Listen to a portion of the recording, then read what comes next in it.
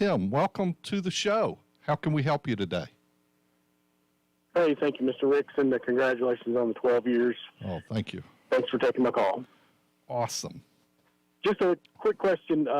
With inflation going up, I was curious as to if there's any traceable or predictions, that not necessarily predictions, but anything that we can look at historically that links the values or prices of precious metals to inflation, and would it be smart to reinvest, maybe out of savings into precious metals during this time of higher inflation?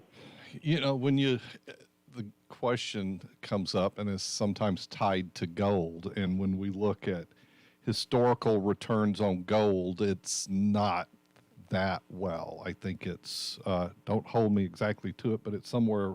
I was talking with a gentleman yesterday that I do some coaching with. I always have a call with him, an hour. For every month I have a call with this fella.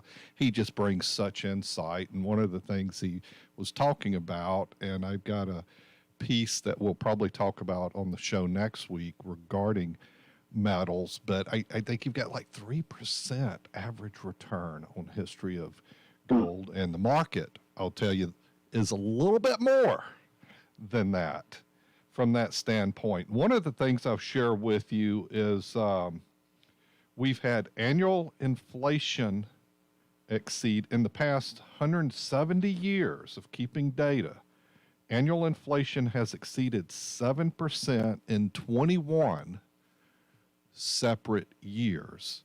So this is not something that just keeps on going or happens all the time. It's just bothersome when it does. And we're really impacted by it at this time. And it's just, and part of it is we've been spoiled, Tim. The 2010s, inflation averaged 1.4%.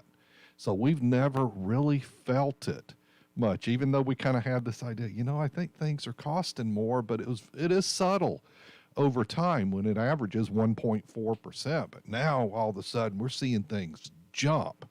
And the main cause is energy prices doubling up on us. So we really see it hard and fast there. And then it affects everything, because I was interviewed on a TV show the other day, and the thing I shared with them is, everything has to get from point A to point B by fuel, and it's impacting everything. But the other thing is, and here shortly, I'm going to talk about another way of looking at inflation, and y'all might be looking at it wrong, and we're going to talk about that different.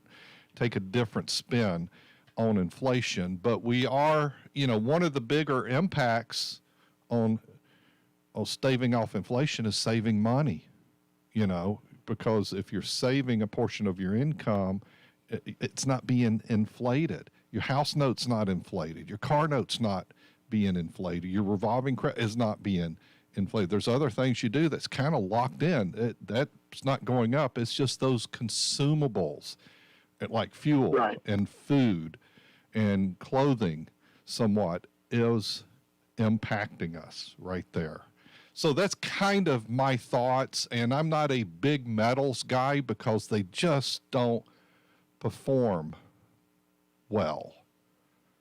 And then there's liquidity issues and costs of buying in and exiting metals, and then that's where do you keep it? Who's storing it? I kind of have concerns if I'm storing it. Well, do I trust them holding it in that vault up in New York or wherever that may be? Or if you've got it, buried in your backyard, and then if you're thinking of qualified money, that's a whole different thing. And I've got a topic for next week's show about holding, if you've got a qualified account, your IRA has gold.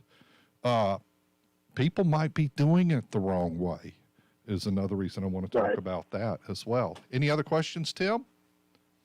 No, that's really it. I didn't know if it was an overlooked opportunity, but I think I've got my answer now. Okay, awesome.